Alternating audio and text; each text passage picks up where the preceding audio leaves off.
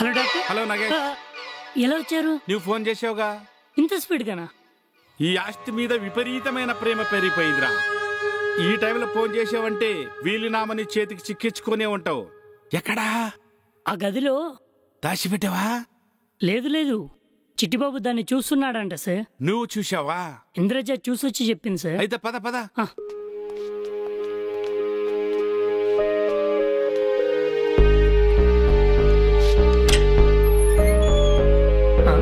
ఏడీడు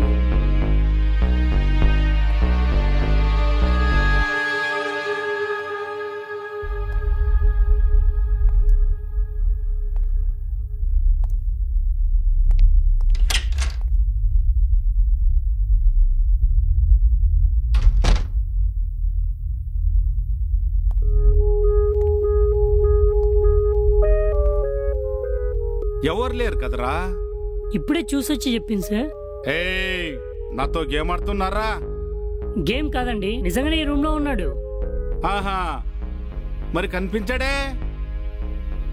రేయ్, వీలునామా మీకు దొరుకుంటుంది. ఆస్తి మొత్తం దొబ్బేయాలని ప్లానింగ్ చేస్తున్నారా? రేపటిలోగా వీలునామా నా చేతిలో ఉండలేదో నీ చేతేరా నా చేయలేస్తుంది. ఏం కూర్చోరా?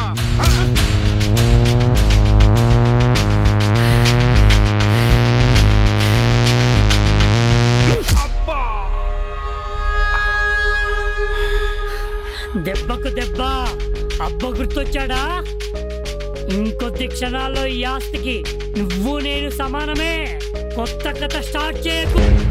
ఈ ఉరుకుందప్పతో సమానంగా ఉండాలనుకోకూడదు.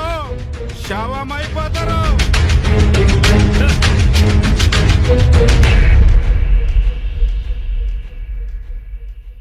ఆ రోజు రాత్రి నగేష్ని చంపేశాడు. మరుసటి రోజు నుండి ఫోన్లో వీలునామా ఎక్కడుందో తీసుకొచ్చి నాకిస్తావా, లేదంటే పల్లవిని చంపేస్తానని బెదిరిస్తున్నాడు. పల్లవిని కాపాడుకోవడం కోసమే మీ దగ్గర కామాంధ్రాల్లో నటించి వీలునామా తీసుకోవాలనుకున్నాను.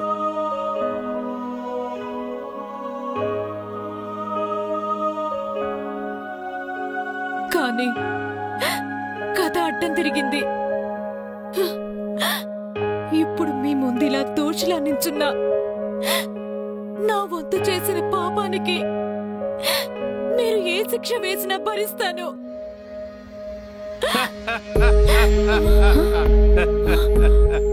శబాష్!